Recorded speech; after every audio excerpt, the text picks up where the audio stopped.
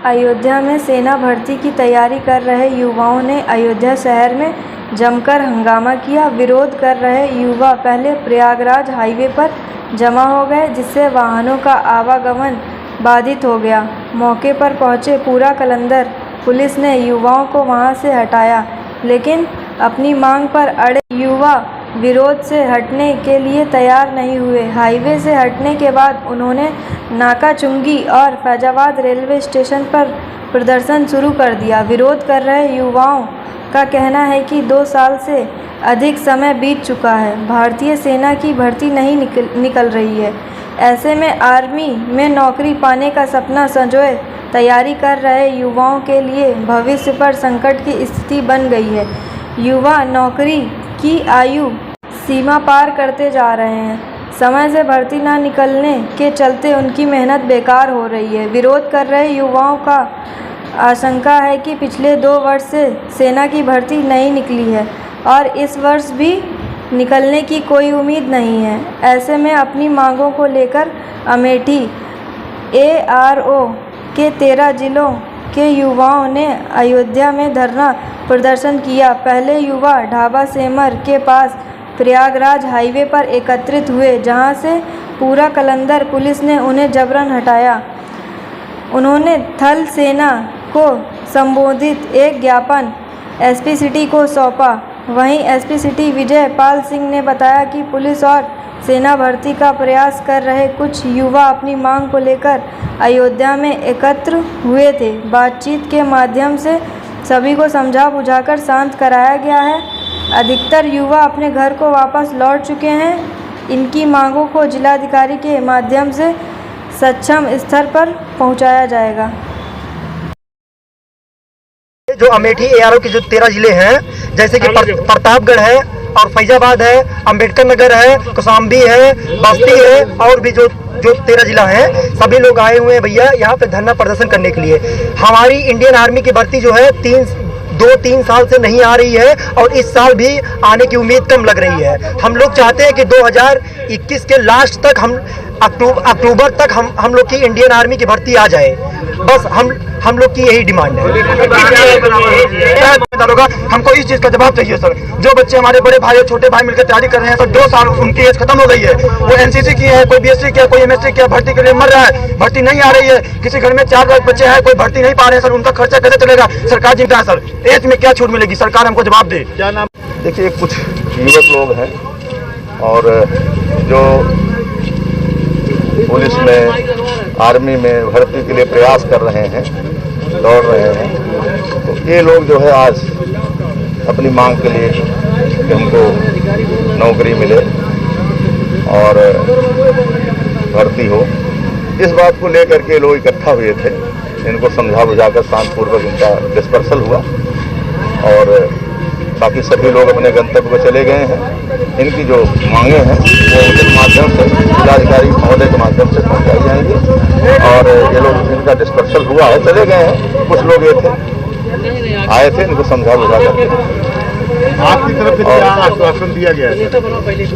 देखिए, इन्होंने ज्ञापन बनाया था और उस ज्ञापन को हम जो है उचित माध्यम से सक्षम स्तर तक हम पहुंचाने के लिए मैंने आश्वासन दिया है। जो इनकी मांगे हैं और मैंने इनको बताया है कि बस शांतिपूर्वक और ये लोग इनका कार्यक्रम हो, उसके बाद जो है कोई ऐसा काम न करें कि कानून व्यवस्था बाधित हो। ज्ञापन में प्रमुख मांग क्या थी इनके?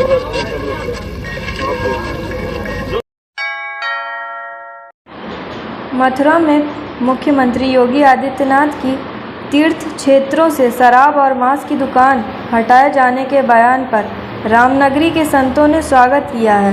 संत समाज ने मुख्यमंत्री योगी आदित्यनाथ को कोटि कोटि धन्यवाद दिया है। रामलला के मुख्य पुजारी आचार्य सत्येंद्र दास ने कहा है, मुख्यमंत्री जी से हम निवेदन करेंगे संपूर्ण उत्तर प्रदेश में शराब और मांस बंद कराए।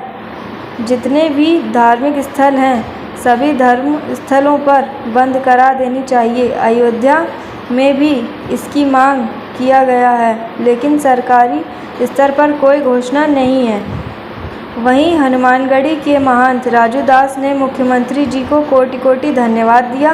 रामनगरी के पंचकोसी परिक्रमा मार्ग के अंदर जो भी शराब और मांस की दुकान है उसे दूर किए जाएं।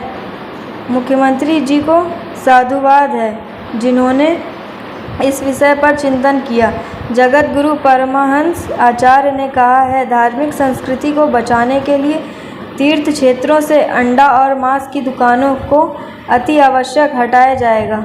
मुख्यमंत्री योगी आदित्यनाथ अब तक का सबसे महत्वपूर्ण निर्णय रहा है। हम साधु संत धर्माचार्य इसका स्वागत करते हैं। धार्मिक स्थलों की संस्कृति सीमा 84 कोसी है। सभी धार्मिक स्थलों के 84 कोस के अंदर मांस और मदिरा की दुकान हटाए जाएं। मुख्यमंत्री के इस कार्य से भारतीय संस्कृति का जो कुठारघात हो रहा है उस पर लगेगी लगाम।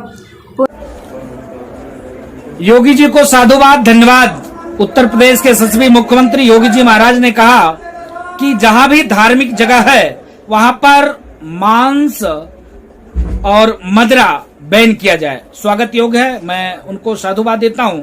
हम लोग लगातार अयोध्या भगवान राम की जन्मभूमि जन्मधरती, जैसे आप अयोध्या प्रवेश करेंगे प्रवेश द्वार पर ही ऐसी व्यवस्था है। हम लोग लगातार इस चीज का विरोध कर रहे हैं।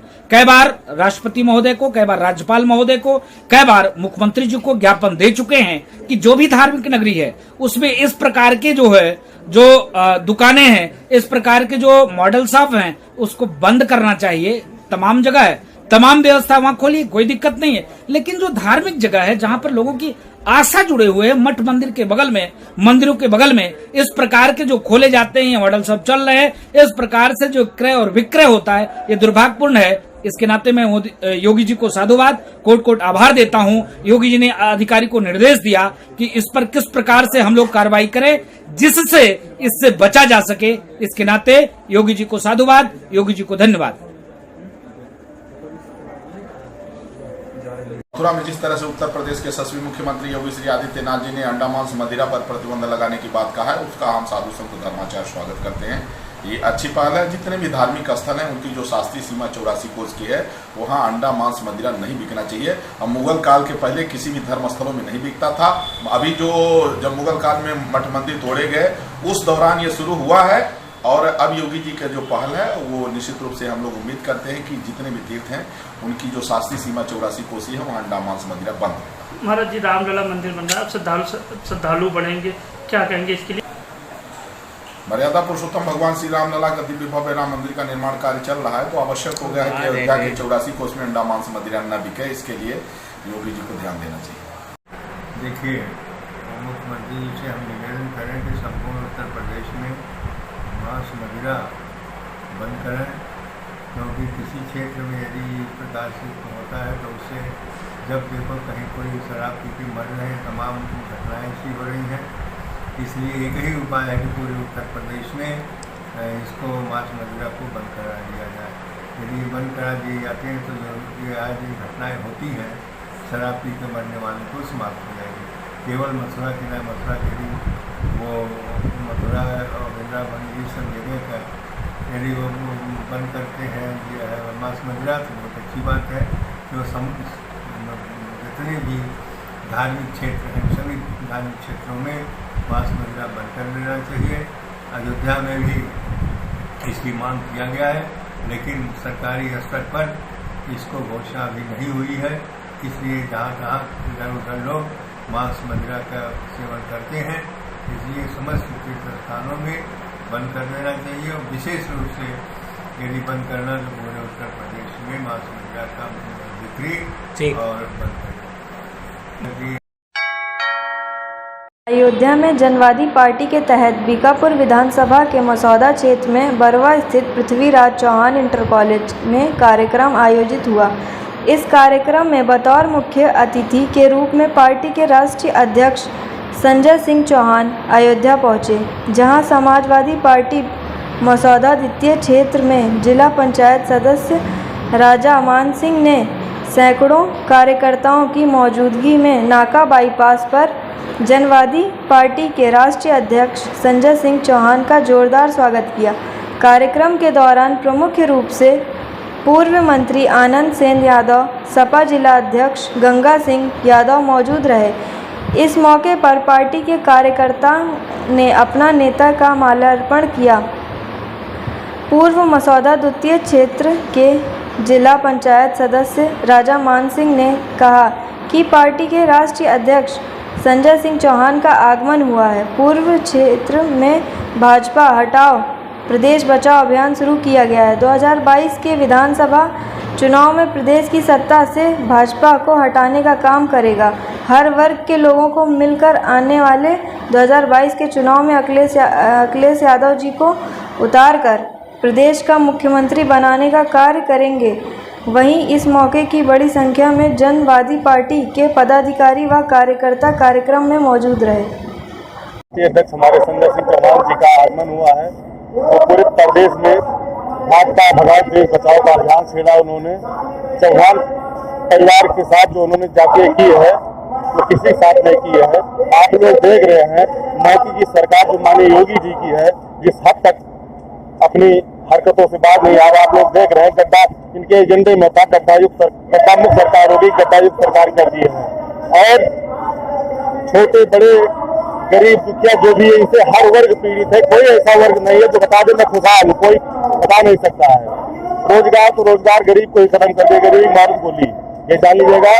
और जन क्रांति संजय चौहान जी की पार्टी का विलय हुआ है।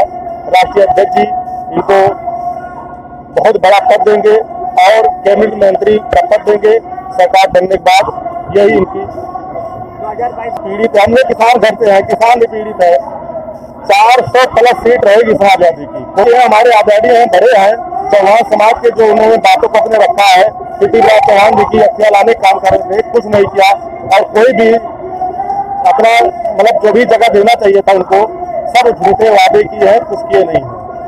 इनका समाजवादी पार्टी में एक चेहरा है ये और चौहान परिवार के साथ इनका रुझान है। चौहान परिवार के बहुत बड़े नेता है, इनके साथ हर वर्ग मिलकर काम कर रहा है।